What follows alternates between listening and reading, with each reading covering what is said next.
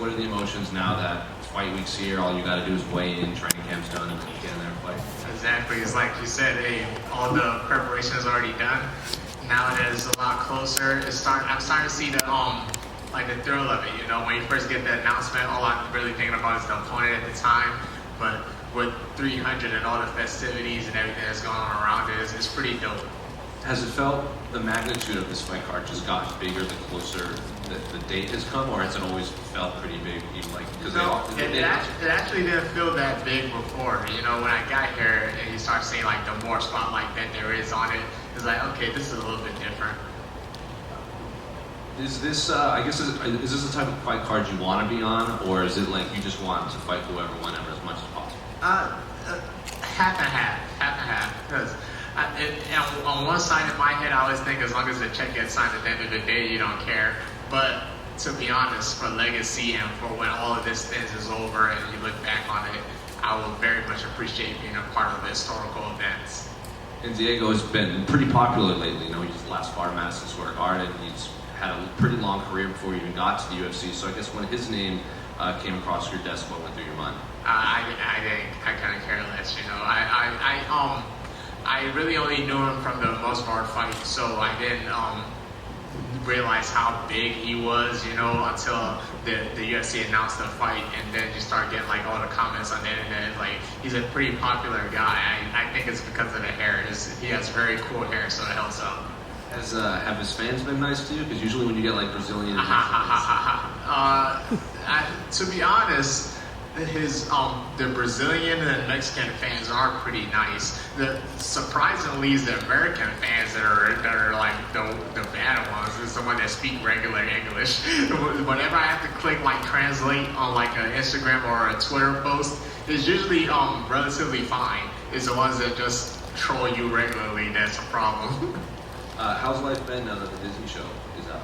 Oh man, it's really cool, man. It's being a part of a Disney show is like it's definitely not something I would have checked off my bingo card from last year, but it was very, very dope. And being a part of a show that was so representative of my culture, of my tribe, it's very, very cool. And last one for me, two quick ones. Can I get your thoughts on the main event between Alex and Jamal and the BMF fight between Justin and Max? Yeah, man, Alex and Jamal is a good one, man. I think a lot of people are they're downplaying how much of a factor Jamal's power plays into this fight. You know, this is mixed martial arts, and Jamal has that one hitter quitter. You know, that great equalizer, and of course, all the accolades that Pereira brings into the fight, you're gonna want to overlook Jamal, but I actually think Jamal has a very, very good shot at winning this. Hey, Sodiq, over here. Oh snap, James! Nice to finally see you in person. Man. Yes, I'm a real person. I'm not AI. Sodiq, I'm curious. You are known for your unprofessional breakdowns. How would you do an unprofessional breakdown for your fight? How would you assess that? For my fight, man, you can't get the sauce right here, man. I got to sit down and break that down. Yeah. Okay. Well, I'm curious. You have been a big. You know, we see a lot of fighters going into the YouTube space. You were one I felt who did it a bit earlier than others. Who are some of your favorite creators? Like, who are some people that you watch? Because I do see you lurking around the live chats every now and then. Yeah. I watch a lot of different YouTube channels, to be honestly. It's gonna be stereotypical, but Mr. Beast is a very big one. You know, just because I'm a big fan of like philanthropy and like stuff like that, and I think he does a good way of mixing it in. And this week, random shout out to a DMV YouTuber. His name is Peaks100. That's all I've been watching for like the past 2 weeks because he does food reviews. And around this time, all I'm really thinking about is food. So shout out to Peaks. Yeah, and is, like, do you have any goals with your channel? Like, we asked when Ken was here earlier, we were talking to him about, you know, is this something you see as like a career? Do you ever see this as something that could be bigger than what it is now, and doing, you know, this as a potential second career to fighting? Yeah, definitely. Because I feel like before I started doing like YouTube and the Substacks and newsletters, people didn't have a real account for my actual character. You know, they just see a tough guy fighting, so they didn't get a good gauge of who I am. But now that I've been doing stuff like that, it's been able to branch out even more, and like you guys see like me getting into like the acting and stuff. I think showing my personality more will help me do that.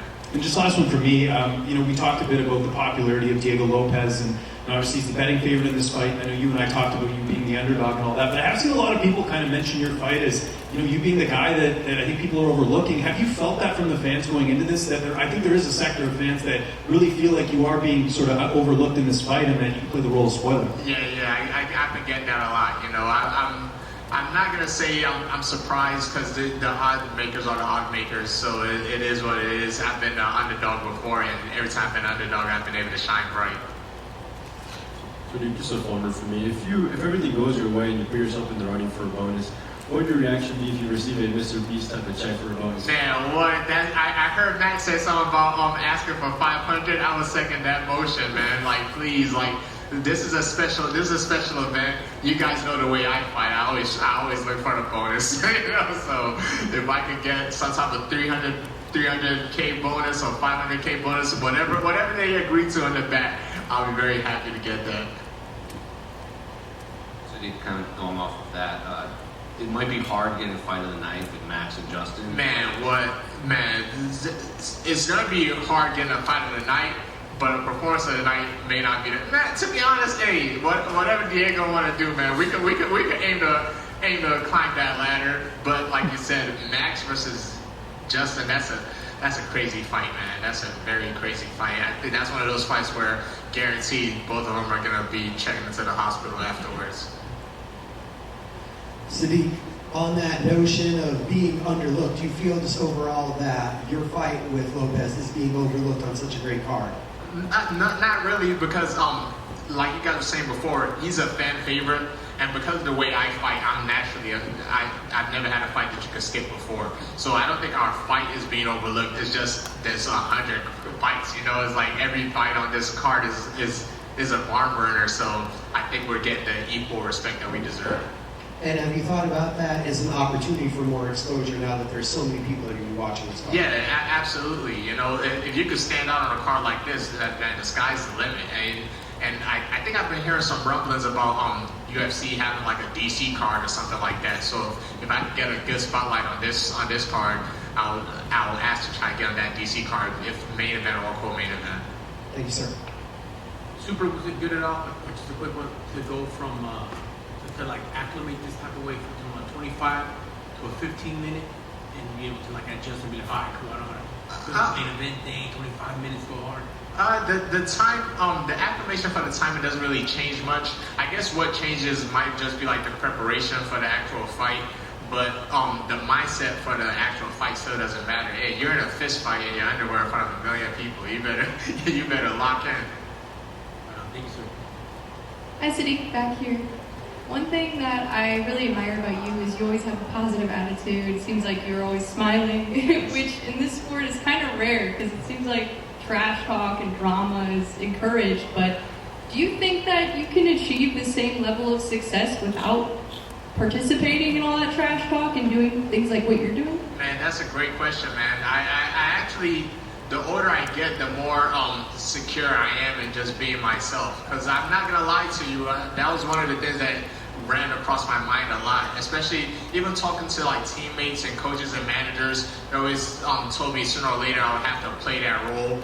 But I'm glad I became secure enough in myself to the point where no matter how my career goes, I'll be happy knowing that I was able to stay myself, And I try to represent my family. I try to represent my mother. I try to represent the people that raised me.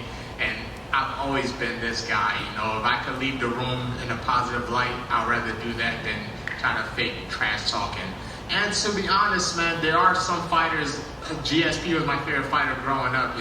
He wasn't the biggest trash talker, and he was still able to accomplish a lot of success. So hopefully I won't have to switch up on y'all. And I've been around so long now. If you guys see me playing that role, you'll know it's me.